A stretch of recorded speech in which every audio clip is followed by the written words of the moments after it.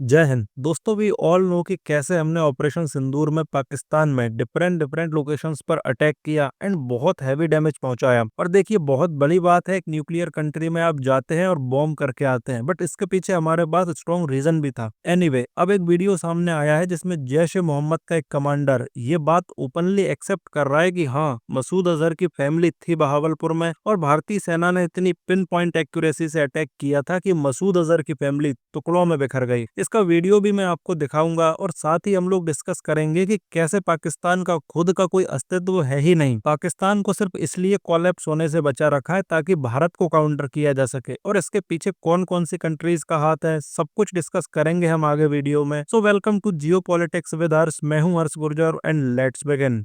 Now सबसे पहले आप थोड़ा बैकग्राउंड समझ लो। मसूद अजहर ये नाम हमारे लिए कांस्टेंट हेडेक रहा है। पार्लियामेंट अटैक हो, पठानकोट अटैक हो या पुलवामा, सबके पीछे इसी की ऑर्गेनाइजेशन थी, और ये सब हुआ पाकिस्तान की आर्मी और आईएसआई के सपोर्ट के साथ। इंडिया बार बार सबूत देता रहा, लेकिन पाकिस्तान का रिस्पॉन्स एक ही लाइन होता था, हम नहीं जानते मसूद अजहर कहाँ है। अब ये वीडियो उनके झूठ को और भी ज्यादा एक्सपोज करता है। पहले तो आप ये वीडियो देखिए।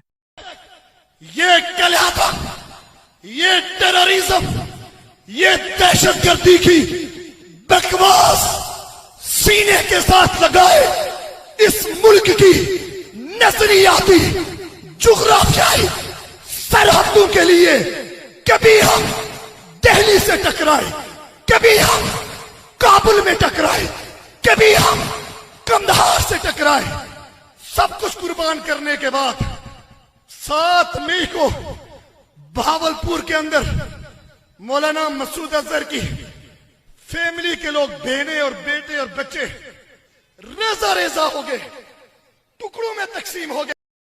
देखो, बहावलपुर ना एक ऐसी जगह है जो जैश ए मोहम्मद का हेडक्वार्टर्स माना जाता है। यहीं पर उनके सेफ हाउसेज हैं, यहीं से रिक्रूटमेंट होता है और यहीं से इंडिया के अगेंस्ट हर एक बड़ा ऑपरेशन प्लान किया जाता है। ऑपरेशन सिंदूर के अंडर इंडियन फोर्सेज ने बहावलपुर में स्ट्राइक की और मल्टीपल टेरर हाइडआउट्स को टारगेट किया। वीडियो में जो शख्स है वो है जैश ए मोहम्मद का कमांडर एंड इसका नाम है मसूद इलियास कश्मीरी। ये एक मिशन मुस्तफा नाम की कॉन्फ्रेंस को एड्रेस कर रहा था एंड वहीं ये एडमिट करता है कि अटैक के बाद मसूद अजहर की फैमिली टुकड़ों में बिखर गई।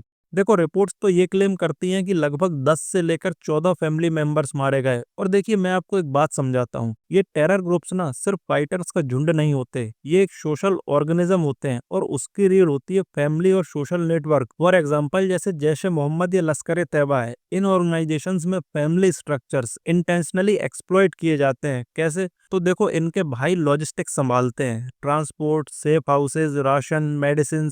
कजिन्स न्यू लोगों की ज्वाइनिंग की चेन चलाते हैं और छोटे बच्चों को आइडियोलॉजिकल ट्रेनिंग दी जाती है ताकि अगली जनरेशन को टेररिस्ट बनाना ऑटोमेटिक हो जाए। ये कोई एक्सीडेंटल चीज नहीं है, ये एक स्ट्रेटजी है। अगर तुम्हारे टेरर इकोसिस्टम ब्लड टाइज पर बेस्ड हो तो लॉयलिटी ज्यादा टाइट होती है और इनफिल्ट्रेशन मुश्किल हो जाता है। और देखिए, मसूद अजहर की फैमिली के मरने का एक इफेक्ट होगा उत्तराधिकार का क्राइसिस। इन ऑर्गेनाइजेशंस में लीडरशिप सक्सेशन एक फैमिलियल और क्लेन बेस्ड होता है। अगर सीनियर लीडर की फैमिली स्ट्रक्चर टूट जाए तो इंटरनल राइवलरीज प्लेयर अप हो जाती हैं। Who will lead, who gets control over remaining resources, which subgroup will break away. ये फ्रेगमेंटेशन लॉन्ग टर्म में ग्रुप को छोटे और लेस इफेक्टिव स्प्लिंटर ग्रुप्स में तोड़ देता है। एक तरफ से केओटिक वायलेंस बढ़ सकता है और दूसरी तरफ ऑपरेशनल कोहेरेंस कम हो जाती है। स्ट्रेटेजिकली देखो तो फ्रेगमेंटेशन इंटेलिजेंस के लिए एक अपॉर्चुनिटी होती है, डिवाइड एंड एक्सप्लॉइट की। एनीवे, जब जब पाकिस्तान की गवर्नमेंट से पूछा गया तो उन्होंने कहा कि हमें नहीं पता मसूद अजहर कहाँ है, शायद अफगानिस्तान में कहीं हो। यह वही पुराना स्क्रिप्ट है जो पाकिस्तान कई दशकों से बोलता आ रहा है। लेकिन सच ये है कि मसूद अजहर हमेशा बहावलपुर में था और पाकिस्तान की एजेंसी उसको प्रोटेक्ट करती रही हैं।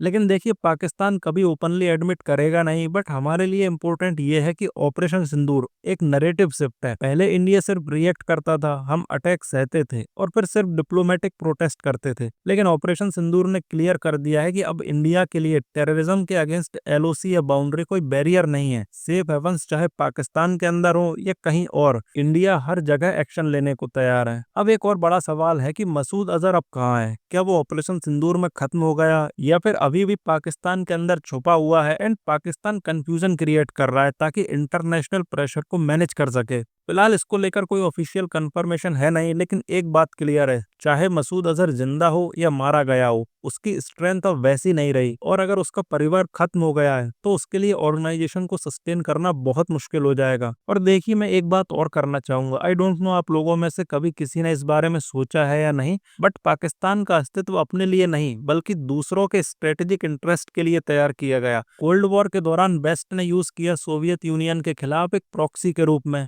अफगानिस्तान वॉर में उसको एक लॉन्च पैड बनाया, और आज के समय में चाइना ने उसे सीपैक और अपने रीजनल इंटरेस्ट के लिए एक टूल बना लिया है। और अब यूएसए भी इसी रास्ते पर है, फिर से पाकिस्तान के साथ रिलेशंस इंप्रूव कर रहा है।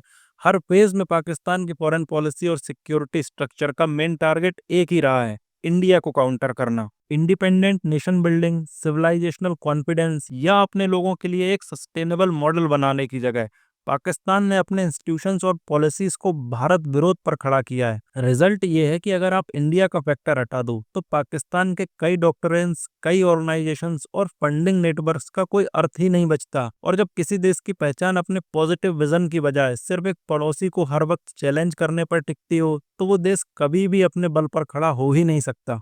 इसी वजह से पाकिस्तान को आज हर तरफ से क्राइसिस फेस करना पड़ रहा है, चाहे इकोनॉमिक कोलैप्स हो या डिप्लोमेटिक आइसोलेशन या फिर सिक्योरिटी ब्रेकडाउन ही क्यों ना हो। और सैडली यूएसए और चाइना दोनों ही कभी पाकिस्तान को पूरी तरह खत्म होने ही नहीं देंगे, क्योंकि दोनों को अपने स्ट्रेटेजिक एजेंडा के लिए एक काउंटर वेट चाहिए जो भारत को बैलेंस कर सके। इसलिए पाकिस्तान का इंटरनल कोलैप्स इंटरनेशनल कैलकुलेशन से जुड़ा हुआ है। जब तक ग्लोबल पावर्स को ये यूटिलिटी चाहिए, तब तक वो इस स्ट्रक्चर को क्वाइटली सस्टेन करते रहेंगे। एनीवे, मैं आपसे पूछूंगा, आपको क्या लगता है, क्या भारत को पूरी तरह इजराइल की तरह पॉलिसी अपनानी चाहिए टेररिज्म को लेकर? लिखिएगा अपने विचार कमेंट्स में। मैं मिलूंगा आपसे अगली वीडियो में। For the time being, this was all from my side. Thank you for watching. This is Harsh Gurjar signing off.